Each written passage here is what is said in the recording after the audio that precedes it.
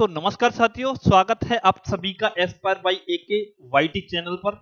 तो आज आपके लिए मैं जो सेकंड वीडियो है मेरी, वो है आपकी विलोम शब्द से रिलेटेड, यानी इंग्लिश में इसको बोलते हैं अपोजिट। तो इस पे बात करेंगे हम, जो आज मैं आपके लिए यहाँ पे काफी इंपॉर्टेंट, यानी कि जो एग्जाम के दृष्टिकोण से हैं, वो मुख्यतः बहुत सारे शब्द यहाँ पे मैंने लिए गए हैं, तो उनको पढ़ने का प्रयास करेंगे और मैं उनको अच्छे से तुमको समझाने का प्रयास करूंगा। तो बने रहिएगा साथ वीडियो में। तो चलते हैं, देखिए सबसे पहले हम बात करेंगे, क्योंकि हमें वीडियो को थोड़ा फ्लो में लेना पड़ेगा। इसका मतलब है केवल हमें रिवीजन करवाना है आपको। तो देखिए सबसे पहले हम चलेंगे, आपका जो पहला शब्द है अतिवृष्टि। अतिवृष्टि, पहले तो हमें इसका यानी कि हमें अर्थ पता होना चाहिए कि जो शब्द है वो क्या दे रखा है, फिर उसके बाद फिर उसका विलोम शब्द निकालेंगे। तो देखिए इसका पहला है अतिवृष्टि। अब अतिवृष्टि का अर्थ होता है आपका, क्या होता है? अतिवृष्टि का अर्थ होता है जो बहुत अधिक बारिश होती है। क्या बोलते हैं उसको? यानी कि जो बहुत अधिक बारिश होती है उसको बोलते हैं अतिवृष्टि। तो इसको अगर अपोजिट देखें तो वो हो जाएगा इसका अनावृष्टि। क्या हो जाएगा? अनावृष्टि। ये हो जाएगा अनावृष्टि, यानी कि जहां बिल्कुल भी बारिश ना हो, अनावृष्टि होता है। आगे देखें इसी प्रकार, ये है ईप्सित। ईप्सित का अर्थ होता है जो चाहा हुआ होता है, यानी कि जिसको मांगा हुआ या चाहा हुआ, यानी जिसको चाहने की इच्छा होती है। तो अगर हम इसका अपोजिट देखें तो वो होता है अनईप्सित, यानी कि अनईप्सित। क्या हो जाएगा? अनईप्सित। आगे देखें, इसके बाद नेक्स्ट शब्द है आपका उत्कर्ष। क्या है? उत्कर्ष। उत्कर्ष का अर्थ होता है ऊपर की ओर खींचना या उन्नति की ओर अग्रसर होना। तो इसका अपोजिट देखें तो अपोजिट बनेगा आपका क्या? अपकर्ष। अपकर्ष का अर्थ होता है, अपकर्ष का अर्थ होता है यानी कि जो नीचे की ओर खींचना या फिर हास की तरफ ले जाना या कमी दिखाना, ये हो जाएगा। आगे देखें आविर्भाव। आविर्भाव, अब आविर्भाव का होता है आपका तिरोभाव। क्या होता है? तिरोभाव। तिरोभाव, ये देखेंगे, ये हो जाएगा। तो ये बनेंगे आपके तीनों शब्द। आगे नेक्स्ट स्लाइड में देखें, देखिए थोड़ा सा जल्दी होगा आपका क्योंकि इसमें 50 लिए गए हमने। तो देखें, एक है आपका संयोग। अब संयोग का अर्थ होता है मिलना, यानी संयोग का अर्थ क्या होता है? मिलना। तो इसका अगर अपोजिट देखें तो अपोजिट हो जाएगा आपका वियोग। क्या हो जाएगा? वियोग। वियोग का अर्थ होता है बिछड़ना। वियोग का क्या अर्थ होता है? बिछड़ना या फिर अलगाव होना। आगे देखें, उक्त। उक्त का अर्थ होता है जो कहा हुआ होता है। उक्त का क्या अर्थ होता है? जो कहा हुआ होता है। फिर उसका हो जाएगा अनुक्त। क्या हो जाएगा? अनुक्त। ये हो जाएगा। आगे देखें इसी प्रकार, तो उन्मीलन। उन्मीलन का अर्थ होता है आपका जो यानी कि बंद हो। उन्मीलन का अर्थ होता है, सॉरी, खुलना। या आप किसी भी संदर्भ में ले सकते हैं इसको, आंख का खुलना या फिर किसी का भी खुलना। उन्मीलन होता है खुलना। नेक्स्ट इसका हो जाएगा आपका अपोजिट, यानी कि निमीलन। निमीलन का अर्थ होता है बंद होना। क्या होता है? बंद होना। ये हो जाएगा। आगे देखें और प्रस्थान। अब प्रस्थान का अर्थ होता है किसी यानी कि इस स्थान से अन्यत्र स्थान पर चले जाना या यहां से कूच कर जाना। तो इसका अपोजिट देखेंगे तो वो हो जाएगा आगमन। क्या हो जाएगा? आगमन। आगमन, ये हो जाएगा आगमन। और देखें इसके बाद, देखिए स्थूल। अब स्थूल का अर्थ होता है बहुत बड़ा, यानी कि विशाल का। स्थूल का अर्थ होता है बहुत बड़ा या विशाल का। तो इसका अपोजिट हो जाएगा सूक्ष्म। क्या हो जाएगा? सूक्ष्म। तो ये इस प्रकार बनते हैं आपके, यानी कि मैंने बताया पहला संयोग। संयोग का बनेगा आपका वियोग। फिर है उक्त। उक्त का बन जाएगा आपका अनुक्त। और उन्मीलन। उन्मीलन का हो जाएगा निमीलन। प्रस्थान का हो जाएगा आपका क्या? आगमन। प्रस्थान का आगमन। फिर है स्थूल। स्थूल का हो जाएगा सूक्ष्म। आगे की ओर चलें इसी प्रकार, तो ये है आपका अनिवार्य। अब देखिए अनिवार्य क्या होता है? अनिवार्य का अर्थ होता है, वैसे इंग्लिश में देखें तो अनिवार्य का अर्थ होता है नेसेसरी। क्या होता है? नेसेसरी, यानी कि जरूरी। जैसे परीक्षा में लिखा नहीं होता ये प्रश्न करना अनिवार्य है, यानी कि इन प्रश्नों को करना जरूरी है। तो अगर इसका अपोजिट देखें तो अपोजिट हो जाएगा आपका क्या? ऐच्छिक, यानी कि अपनी इच्छा के अनुसार। क्या हो जाएगा? ऐच्छिक। अपनी इच्छा के अनुसार, या फिर आप वैकल्पिक भी लगा सकते हैं। नेक्स्ट देखें स्थावर। स्थावर का अर्थ होता है जो स्थिर रहने वाला, स्थावर स्थिर रहने वाला। वहीं जंगम की देखें तो जंगम होता है आपका चंचल, जंगम ये हो जाएगा चंचल या जो टिकाऊ ना हो। आगे देखें अर्जन। अर्जन का अर्थ होता है जो कमाया हुआ धन, यानी जिसे हम धन जो कमाते हैं वो होता है अर्जन। और इसका अपोजिट देखें तो वो हो जाएगा व्ययन।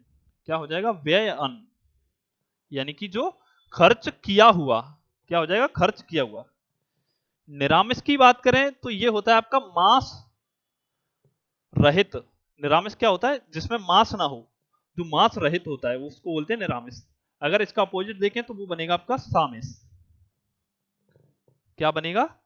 सामिष, अर्थात जो मांस से युक्त हो, यानी कि जिसमें मांस की मात्रा पाई जाए या मांस से युक्त हो, इस प्रकार ये हो जाएगा। वही है ग्राह्य। अब ग्राह्य की बात करें तो ग्राह्य होता है आपका क्या? जो ग्रहण करने योग्य हो, ग्राह्य। और वहीं इसका अपोजिट देखें तो अपोजिट बनेगा आपका त्याज्य। क्या बनेगा? त्याज्य। सॉरी, त्याज्य। एक बार इसको अच्छे से लिखें, त्याज्य। ये हो जाएगा त्याज्य। तो इस प्रकार ये बनेंगे आपके। तो एक बार और देखें अच्छे से, तो देखिए अनिवार्य का मैंने बताया ऐच्छिक हो जाएगा। अनिवार्य का क्या हो जाएगा? ऐच्छिक। स्थावर का हो जाएगा जंगम, और अर्जन का हो जाएगा व्ययन, और निरामिष सामिष और ग्राह्य त्याज्य। आगे चलें नेक्स्ट। तो देखिए ये है आपका ऋजु। ऋजु। अब ऋजु का अर्थ क्या होता है? ऋजु का अर्थ होता है तुम्हारा सीधा। क्या होता है? ऋजु का अर्थ होता है सीधा। तो इसका हम अपोजिट देखें तो वो होता है वक्र। वक्र का अर्थ होता है आपका टेढ़ा। क्या होता है? टेढ़ा। वक्र का अर्थ होता है टेढ़ा। आगे देखें मूक। मूक यानी कि ऐसा व्यक्ति जो बिल्कुल कम बोलता है, ना के बराबर बोलता है, यानी कि जो किसी भी बात का सीमित उत्तर देता है, तो वो होता है आपका मूक। लेकिन वही इसके विपरीत होता है एक वाचाल। यानी कि वाचाल होता है जो हमेशा बड़बड़ाता रहता है, यानी कि जो अनावश्यक बोलता है उसको बोलते हैं वाचाल। तो ये हो जाएगा वाचाल, इस प्रकार। आगे देखें कृपाण। कृपाण का अर्थ होता है कंजूस, और इसका अपोजिट देखें तो वो हो जाएगा उदार, यानी कि उदार या दानी व्यक्ति। उदार या दानी व्यक्ति। आगे देखें तामसिक। तामसिक का मतलब होता है जो यानी कि गुणों के अंधकार में जीवन में जीता है, यानी कि जो गुणों के अंधकार में जीवन में जीता है। लेकिन वही होता है सात्विक। जो होता है सात्विक होता है जो गुणों से युक्त, यानी परिपूर्ण होता है गुणों से, वो होता है सात्विक। तो तामसिक का क्या बनेगा? सात्विक। आगे देखें आकर्षण। आकर्षण का तो आप समझ ही सकते हैं, यानी कि अट्रैक्शन होता है ये आकर्षण। अट्रैक्शन अर्थात आपका जो लगाव होता है वही बोलते हैं उसको अट्रैक्शन, यानी कि आकर्षण। तो इसमें देखें तो इसका हो जाएगा विकर्षण, यानी कि विकर्षण अर्थात जो दूरियां होती हैं उसको बोलते हैं विकर्षण। दूरी या विकर्षण। तो इस प्रकार आप इनको भी समझ सकते हैं। तो एक बार देखें ऋजु का अर्थ होता है आपका, ऋजु का अर्थ होता है सीधा, अर्थात इसका हो जाएगा उल्टा, यानी कि वक्र। फिर देखें मूक जो कम बोलता है, वाचाल हो जाएगा जो अधिक बोलता है। नेक्स्ट है यानी कि कृपाण। कृपाण का हो जाएगा उदार, यानी कि कंजूस और दानी या उदार। तामसिक वही सात्विक हो जाएगा। आकर्षण का हो जाएगा विकर्षण। आगे चलें अर्वाचीन। अब देखिए अर्वाचीन का अर्थ क्या होता है। सबसे पहले देखेंगे अर्वाचीन का अर्थ क्या होता है। तो अर्वाचीन का अर्थ होता है नया, लेटेस्ट, या फिर नूतन, या फिर तुम नवीन ले सकते हो ऐसे, यानी कि जो अभी अभी का होता है, लेटेस्ट। इंग्लिश में इसका ही होता है। तो इसको बोलेंगे अर्वाचीन को क्या? प्राचीन। प्राचीन अर्थात पुराना, ये हो जाएगा, या ओल्डेस्ट, ये बनेगा प्राचीन।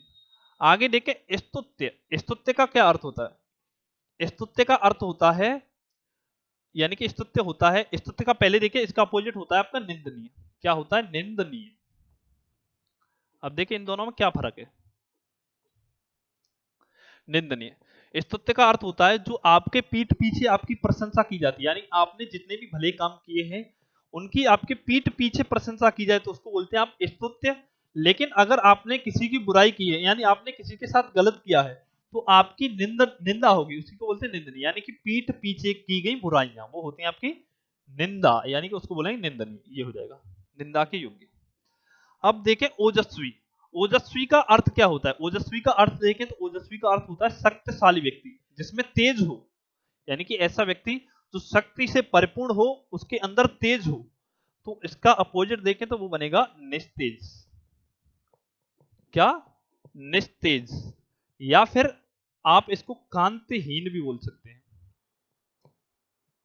कांतिहीन, ये हो जाएंगे, यानी कि ये दोनों शब्द हो जाएंगे। कांतिहीन का अर्थ होता है जो चमक से रहित हो, यानी कि जो ओजस्वी व्यक्ति होते हैं उनके अंदर चमक पाई जाती है, एक अलग ही ऊर्जा का लेवल होता है, और ये हो जाएगा कांतिहीन, जिसमें कोई चमक नहीं पाई जाती। आगे चले, अनुरक्त। अनुरक्त का हो जाएगा आपका विरक्त। क्या हो जाएगा? विरक्त, ये हो जाएगा। इसके बाद आगे देखें, कर्तज्ञ। कर्तज्ञ का हो जाएगा वही कर्तज्ञ, ये मैंने कल वाली वीडियो में करवाया था आपको, यानी कि कर्तज्ञ का हो जाएगा कृतज्ञ, अर्थात जो किए हुए उपकार को मानने वाला, और एक ऐसा व्यक्ति होता है जो किए हुए उपकार को न मानने वाला हो, तो कृतज्ञ हो जाएगा। एक मिनट, सॉरी, कृतज्ञ, यानी कि ऐसा व्यक्ति जो किए हुए उपकार को न माने। तो इस प्रकार ये हो जाएंगे आपके अपोजिट, यानी अर्वाचीन का हो जाएगा प्राचीन, स्तुत्य निंदनीय, ओजस्वी की बात करें तो निस्तेज या फिर आपका कांतिहीन, अनुरक्त की बात करें तो ये हो जाएगा विरक्त, कृतज्ञ की बात करें तो ये हो जाएगा कृतज्ञ। आगे देखें, हाँ जी, निंदा। अब निंदा मैंने अभी करवाया है, निंदा का क्या हो जाएगा? स्तुति। क्या हो जाएगा? स्तुति। निंदा का हो जाएगा स्तुति, इसका अर्थ बताने की जरूरत नहीं है। स्तुति यानी कि प्रशंसा। आगे देखें, निर्भीक, यानी कि वह व्यक्ति जिसको किसी भी प्रकार का डर नहीं हो, या साहसी व्यक्ति, तो वो होता है आपका निर्भीक। लेकिन इसका अपोजिट देखें तो अपोजिट बनेगा आपका कायर। क्या बनेगा? कायर। नेक्स्ट है स्वाधीन। स्वाधीन का अर्थ देखें तो स्व अधीन, यानी कि जो अपने अधीन हो, जो अपने मन की करता है, यानी कि अपनी इच्छाओं में जीता है, जो किसी दूसरे पर डिपेंड नहीं करता, यानी किसी भी दूसरे पर आश्रित ना हो, जो केवल अपने पर आश्रित हो, उसको बोलते हैं स्वाधीन। लेकिन इसका अपोजिट बनेगा आपका पराधीन। पर का अर्थ होता है आपका दूसरा, तो ये हो जाएगा पराधीन, यानी कि जो दूसरे पर आश्रित हो, पराधीन। आगे देखें, सुलभ। सुलभ वह होता है जो आसानी से प्राप्त हो जाए, यानी कि ऐसा कोई भी चीज या वस्तु या कोई भी काम जो आसानी से आपका हो जाए या आसानी से प्राप्त हो जाए, तो वो होता है आपका सुलभ। लेकिन इसका दूसरा बनेगा आपका, यानी अपोजिट बनेगा दुर्लभ। क्या बनेगा? दुर्लभ, ये हो जाएगा दुर्लभ। संकीर्णन, ये है संकीर्ण, सॉरी संकीर्ण है, संकीर्ण नहीं। तो संकीर्ण की बात करें तो संकीर्ण होता है इकट्ठा या एकत्रित। संकीर्ण क्या होता है? इकट्ठा या एकत्रित। इसका अपोजिट हो जाएगा आपका विकीर्ण। विकीर्ण, विकीर्ण का अर्थ होता है बिखरा हुआ या जो विखंडित होता है, अर्थात एक जगह ना हो, विकीर्ण। इसके बाद है, आगे देखें, व्यष्टि। चलो व्यष्टि यहीं तक देखें एक बार। तो मैंने बताया निंदा। निंदा की बात करें तो इसका हो जाएगा अपोजिट स्तुति। निर्भीक की बात करें तो ये हो जाएगा कायर, और स्वाधीन की बात करें तो पराधीन। सुलभ का हो जाएगा दुर्लभ, और संकीर्ण का हो जाएगा क्या? विकीर्ण। आगे देखेंगे नेक्स्ट स्लाइड की तरफ। व्यष्टि है ना, यहां से देखना व्यष्टि। तो देखिए व्यष्टि का क्या अर्थ होता है? व्यष्टि का अर्थ होता है ऐसा व्यक्ति जो समाज या समूह से अपना अलग मत रखता है, यानी कि ऐसा व्यक्ति या ऐसा पुरुष जो समाज या फिर आपका जो, यानी समाज या ऐसे समझे समूह से अलग मत रखता है, तो उसको बोलते हैं आपका व्यष्टि। लेकिन इसका अपोजिट देखें तो इसका अपोजिट बनेगा आपका समष्टि। क्या बनेगा? समष्टि। अब समष्टि का अर्थ क्या होता है? समष्टि का अर्थ होता है वह व्यक्ति या पुरुष जो समाज से, यानी समाज के साथ में काम करता है, जो समाज के साथ हाँ में हाँ मिलाता है या समाज के साथ हमेशा तत्पर रहता है, वही होता है आपका समष्टि। भूगोल। अब भूगोल को तो आप समझ ही सकते हैं। भूगोल होती है यानी कि जो अपने चारों तरफ का परिवेश होता है, यानी कि जो जो जल वायु जीवन, यानी जीवन यापन है जो, वो होता है आपका भूगोल। लेकिन इसका अगर हम अपोजिट देखें तो ये हो जाएगा आपका क्या? खगोल। खगोल का अर्थ होता है आकाश मंडल। खगोल का अर्थ क्या होता है? आकाश मंडल, सीधा। आगे देखें, तृष्णा। तृष्णा होती है यानी किसी काम को करने की इच्छा, यानी किसी कामना की इच्छा तृष्णा होती है, या प्यास जिसको बोलते हैं प्यास, तृष्णा या प्यास। तो इसका हो जाएगा वितृष्णा, यानी कि किसी भी कामना की जिसको इच्छा ना हो, वो हो जाएगा वितृष्णा। आगे देखें, सहोदर। तो सहोदर की बात करें यानी कि ऐसा यानी जो ऐसा व्यक्ति या कोई भी समझ लो जो सह-उदर यानी कि एक ही माँ के उदर से उत्पन्न होते हैं वो होते हैं सह-उदर। लेकिन इसके अपोजिट देखें तो वो होता है एक अन्य उदर, यानी कि ऐसा कोई भी व्यक्ति जो अन्य माँ के उदर से उत्पन्न हो, यानी किसी दूसरी माँ के उदर से उत्पन्न हो तो उसको बोलते हैं अन्योदर। आगे देखें यथार्थ। यथार्थ का अर्थ होता है आपका वास्तविक, या फिर आप कह सकते हैं इसको नैसर्गिक। वास्तविक या नैसर्गिक ये होता है यथार्थ। लेकिन इसका देखें तो वो हो जाएगा आपका क्या, यथार्थ का हो जाएगा बनावटी, या फिर यथार्थ या फिर आप बनावटी लिख सकते हो यहां पे, एक मिनट, बनावटी। यथार्थ का कृत्रिम लिख लो आप, सही रहेगा, कृत्रिम। कृत्रिम का अर्थ होता है जो खुद ने बनाया हो। यथार्थ का क्या हो जाएगा, कृत्रिम, ये हो जाएगा। आगे देखें, एक बार और देखें इन्हीं को, तो देखिए व्यष्टि मैंने बताया वही, यानी ऐसा व्यक्ति या यानी ऐसा व्यक्ति जो समूह या समाज से अपना अलग मत रखता है वो होता है व्यष्टि। और समष्टि होता है जो समूह समाज के साथ मिलकर काम करता है, वही होता है समष्टि। आगे देखें भूगोल की बात करें तो भूगोल अपने चारों ओर का परिवेश होता है, वो होता है भूगोल। लेकिन इसका अपोजिट देखें तो वो हो जाएगा खगोल, यानी कि जो आकाश मंडल की बात हो रही है वो हो रही है खगोल। तृष्णा यानी कि किसी कामना की इच्छा या प्यास या भूख, तो इसको बोलते हैं वितृष्णा, यानी अपोजिट वितृष्णा। सहोदर यानी ऐसे, यानी ऐसा व्यक्ति या पुरुष जो एक ही माँ के उदर से उत्पन्न हो तो उनको बोलते हैं सहोदर, दोनों को। लेकिन अन्योदर बोले तो ऐसा व्यक्ति या पुरुष जो किसी अन्य माँ के उदर से उत्पन्न हुआ हो वो होता है अन्योदर। यथार्थ की बात करें तो यथार्थ होता है आपका वास्तविक या फिर प्राकृतिक या नैसर्गिक, उसको बोलते हैं। लेकिन इसका अपोजिट हो जाएगा आपका कृत्रिम। आगे चलें, देखिए शुक्ल। अब शुक्ल की बात करें तो शुक्ल क्या होता है आपका, शुक्ल होता है, जैसे इसको ऐसे भी अपोजिट याद रख सकते हैं आप, कि महीने में दो पक्ष पड़ते हैं आपके, एक तो होता है शुक्ल पक्ष, एक होता है कृष्ण पक्ष। तो आप डायरेक्ट इसका कृष्ण कर सकते हैं। लेकिन अगर आपको ऐसे याद रखना है कि शुक्ल का अर्थ होता है आपका श्वेत, क्या होता है, सफेद, तो कृष्ण का अर्थ होता है आपका काला। तो ऐसे लिखें आप क्या, कृष्ण, तो क्या हो जाएगा, यानी शुक्ल का कृष्ण। आगे देखिए स्वार्थ। स्वार्थ होता है जो अपने को लेकर कोई काम किया जाता है, यानी केवल जिस काम को करने के लिए खुद का भला हो, यानी कि केवल अपने लिए किसी काम को करना, वो होता है स्वार्थ। लेकिन वही इसका देखें तो निस्वार्थ हो जाएगा। निस्वार्थ यानी कि जो निस्वार्थ भाव से काम किया जाता है वो होता है निस्वार्थ। एक इसका वो भी बोल सकते हैं आप परमार्थ, क्या बोल सकते हैं, परमार्थ। आगे देखें नेकी। नेकी का क्या अर्थ होता है, नेकी का अपोजिट बनेगा आपका बदी, क्या बनेगा, बदी। नेकी का क्या हो जाएगा, बदी। आगे देखें दीर्घायु। दीर्घ आयु, दीर्घ प्लस आयु यानी कि दीर्घायु, जो लंबी उम्र वाले होते हैं, यानी लंबी उम्र, उसको बोलते हैं दीर्घायु। वही देखें इसका तो ये हो जाएगा अल्पायु, यानी कि जो थोड़ी उम्र वाला हो या जिसकी थोड़ी उम्र हो, अल्पायु, ये हो जाएगा। गणतंत्र। गणतंत्र होता है जिसमें जनता के द्वारा शासक को चुना जाता है, वो होता है गणतंत्र, यानी कि जिसमें जनता के पूरे हक होते हैं कि वो अपना शासक स्वयं चुने। लेकिन इसके अपोजिट होता है आपका राजतंत्र, क्या होता है, राजतंत्र। राजतंत्र, तो ये हो जाएगा राजतंत्र। इस प्रकार आप याद सकते हैं। राजतंत्र का अर्थ होता है जिसमें जिसके परिवार में यानी पीढ़ियों दर पीढ़ी शासन चलता है, इसको परिवारशाही भी बोल सकते हैं। आगे देखें, हाँ एक बार और देखें इनको ही, तो शुक्ल का मैंने बताया कृष्ण, स्वार्थ का देखें तो निस्वार्थ हो जाएगा, नेकी का हो जाएगा बदी, दीर्घायु का हो जाएगा अल्पायु, और गणतंत्र का हो जाएगा राजतंत्र, क्या हो जाएगा, गणतंत्र का राजतंत्र। आगे देखें तो देखिए, एक मिनट, हाँ जी, कपटी। कपटी का क्या होता है, कपटी का अर्थ क्या होता है, पहले कपटी का अर्थ देखें। तो कपटी का अर्थ होता है आपका जो छली व्यक्ति होता है, क्या होता है, छली, यानी जो छलावा करता है वो होता है आपका कपटी। अगर इसका अपोजिट देखें तो वो बनेगा आपका निष्कपटी, क्या हो जाएगा, निष्कपटी, निष्कपटी, ये ऐसे देख सकते हैं, यानी निष्कपटी जो किसी प्रकार का छलावा नहीं करता है। आगे देखें आडंबर। आडंबर का अर्थ होता है जो बनावटी पूर्ण जीवन होता है, आडंबर यानी कि जैसे कहते नहीं, आडंबर का पहले देखिए अपोजिट बनेगा इसका सादगी। सादगी का अर्थ होता है जो सादा, सिंपल एकदम, यानी गैर बनावटी, जो आपका रियल होता है वही। तो और आगे देखें आगामी। अब देखिए आगामी का अर्थ क्या होता है, आगामी का अर्थ होता है जो आने वाला हो, आगामी का अर्थ क्या बनेगा, आगे आने वाला।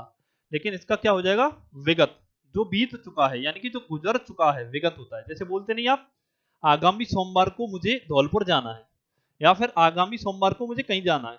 वहीं अगर बात करें विगत की, तो मैं विगत सोमवार को वहां पे गया था, ऐसे बोल सकते हैं। आक्रमण देखें तो आक्रमण का अर्थ होता है किसी पर हमला करना या किसी को चोट पहुंचाना, वो होता है आक्रमण। लेकिन इसका अपोजिट देखें तो अपोजिट बनेगा प्रतिरक्षा, यानी कि एक में तो किसी को हमला पहुंचा रहा है, अगर इसका अपोजिट मैंने बनाया तो अपोजिट बना आपका प्रतिरक्षा, यानी कि पहले स्वयं की रक्षा करना, दूसरे को जब पहुंचाएंगे पहले स्वयं की रक्षा करें, तो ये हो जाएगा अपोजिट। आध्यात्मिक, आध्यात्मिक जो धार्मिक अनुष्ठानों में, यानी जो धार्मिक अनुष्ठानों में लिप्त होता है वो होता है आध्यात्मिक व्यक्ति। लेकिन इसी का अपोजिट देखें तो अपोजिट बनेगा आपका क्या, ये बनेगा तुम्हारा सांसारिक, यानी कि जो सांसारिक भोग विलास में लिप्त हो, सांसारिक, तो ये हो जाएगा सांसारिक भोग विलास में लिप्त होने वाला व्यक्ति, सांसारिक।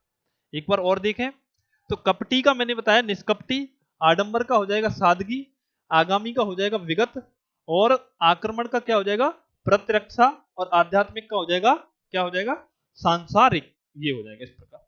आगे और देखें, थोड़े से शब्द और बचे हुए हैं आपके, देखिए, हाँ जी यहां से बचे हुए 5 शब्द और हैं बस। तो देखिए इसमें दे रखा है उग्र। अब उग्र का क्या अर्थ होता है, उग्र का अर्थ होता है जो क्रुद्ध व्यक्ति होता है, यानी क्रोधित या गुस्सा में रहने वाला व्यक्ति उग्र होता है वो, तो उसको बोलेंगे सौम्य, यानी कि शांत स्वभाव वाला व्यक्ति। क्या होता है, शांत स्वभाव वाला व्यक्ति सौम्य होता है, एकदम शांत। कर्कश, कर्कश होता है बेसुरा, जैसे बोलते हैं नहीं कितनी कर्कश ध्वनि उसकी, बेसुरी। लेकिन इसका अपोजिट देखें तो वो हो जाएगा मधुर, क्या हो जाएगा, मधुर, ये हो जाएगा। निर्जीव की बात करें तो वही होता है आपका जो लिविंग बॉडीज होती हैं, यानी कि जो जिंदा होती हैं, जो सांस ले सकती हैं, खाना खा सकती हैं, और जो चल सकती हैं, चल फिर सकती हैं, ऐसे समझ लो। वही इसका हो जाएगा, अरे सॉरी इसका अपोजिट हो गया, सजीव होता है वो, और फिर हो जाएगा, यानी कि वो सजीव, ये सजीव की मैंने स्पेशलिटीज बताई थी आपको। लेकिन निर्जीव होता है जो चल फिर नहीं सकता है और ना ही सांस ले सकता है, वो होता है निर्जीव, डेड लिविंग। तो इनकी देखें बर्बर, बर्बर का अर्थ होता है असभ्य व्यक्ति, ऐसा व्यक्ति जो असभ्य होता है। और इसका वो देखें तो अपोजिट देखें तो ये हो जाएगा सभ्य, बर्बर का क्या हो जाएगा, सभ्य, इस प्रकार। ओजस्वी, वही मैंने जो पहले, यानी कि ये रिपीट हो गया है, तो ओजस्वी का हो जाएगा आपका निस्तेज, या फिर आप क्या कह सकते हैं, कांतिहीन। तो इस प्रकार आपके जो विलोम शब्द है वो पूरे होते हैं, यानी कि जो मुझे एग्जाम के दृष्टिकोण से अच्छे लगे वो मैं लेके आया था। तो उम्मीद करता हूं आपको भी पसंद आए होंगे। यदि आपको वीडियो, मेरे द्वारा बनाई गई वीडियो पसंद आती है, अगर आप इसी प्रकार के और भी टॉपिक की वीडियोस देखना चाहते हैं तो कमेंट करके मुझे बताएं, और चैनल को जरूर सब्सक्राइब कर लें, जिससे मुझे भी थोड़ा सा मोटिवेशन मिलेगा और मुझे बनाने की और भी आपसे प्रेरणा मिलेगी। तो चलते हैं, फिर मिलेंगे किसी अगले टॉपिक में।